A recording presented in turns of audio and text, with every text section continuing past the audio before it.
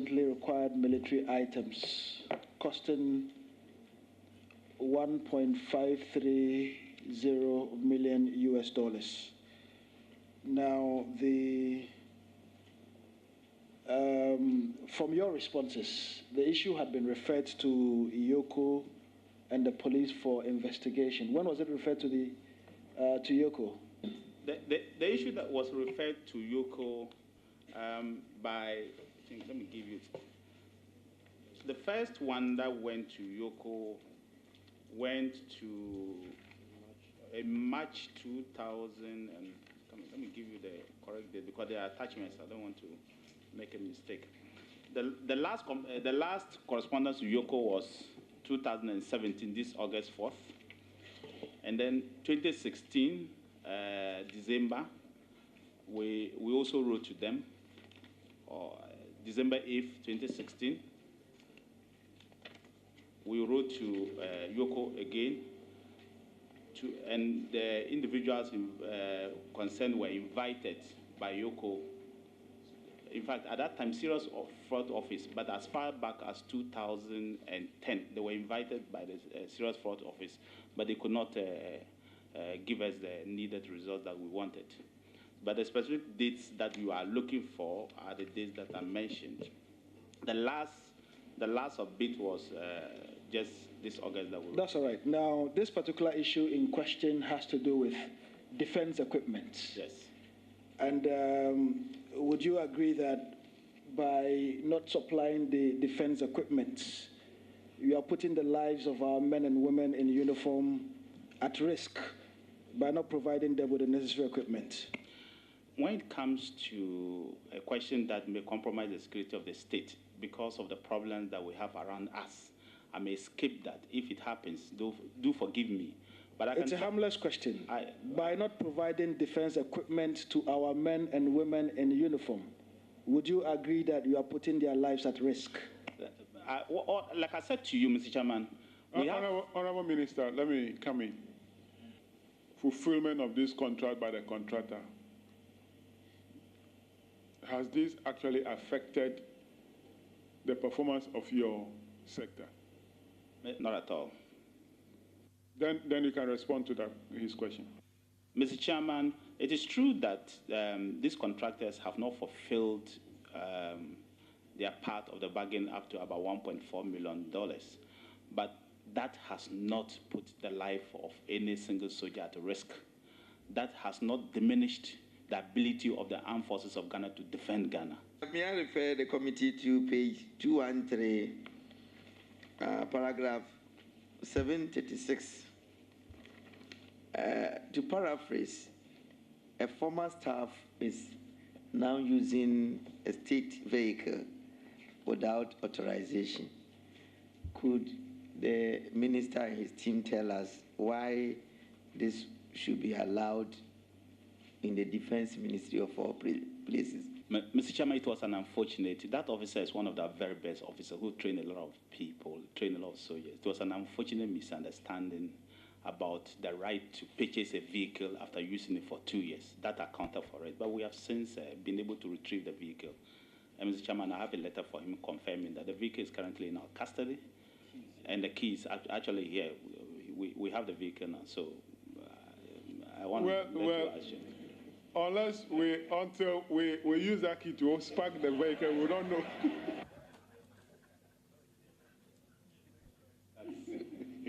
Yeah, Mr. Chairman, a quick follow-up. So what happens to the period that he used the vehicle illegally? How is the state being compensated for that period?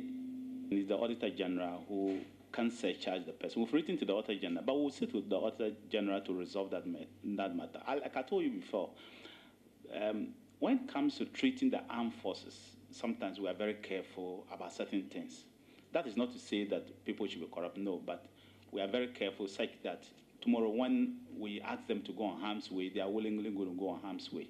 So when it comes to that, we are a bit careful. That's why I said sometimes there are certain things I cannot say, but we'll talk. We've written to the Auditor General. I think on the 4th, I wrote to the Auditor General. We'll get a response from them. We'll deal with that matter and report to you appropriately.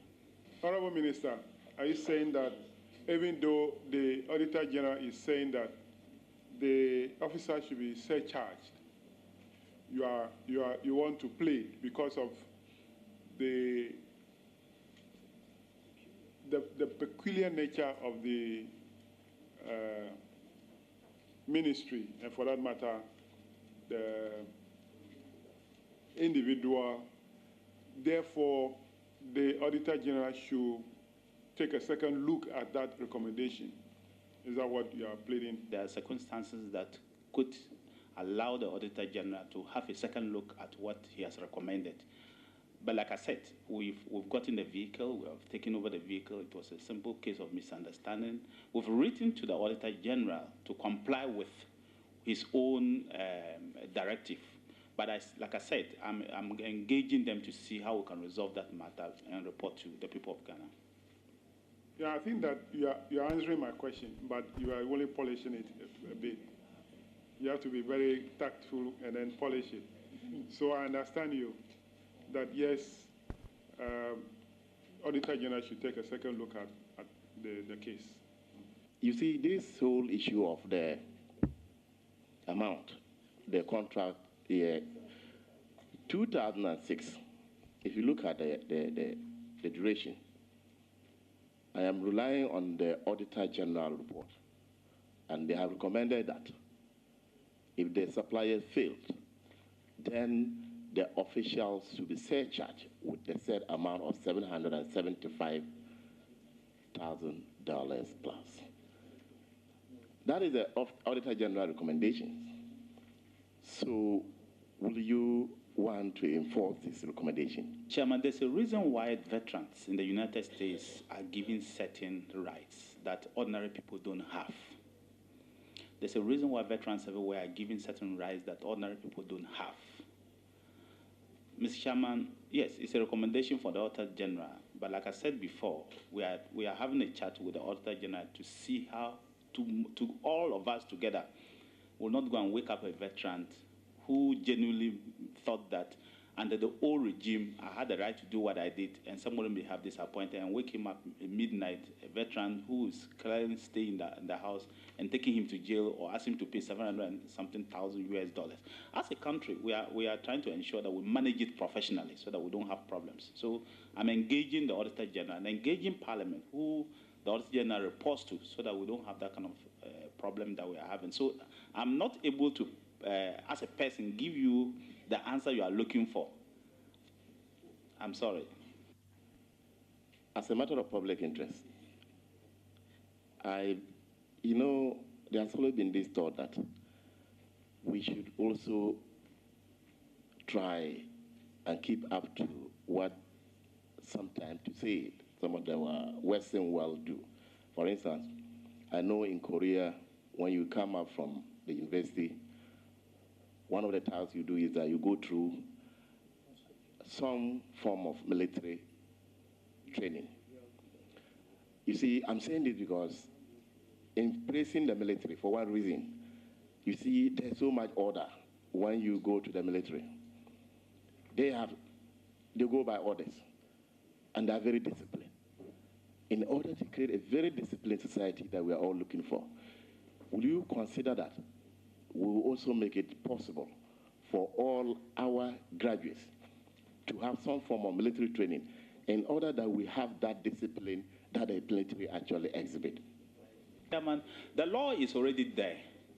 The law is, our National Service Act gives you to do 2 years of national service, and 6 months of that should have been military training.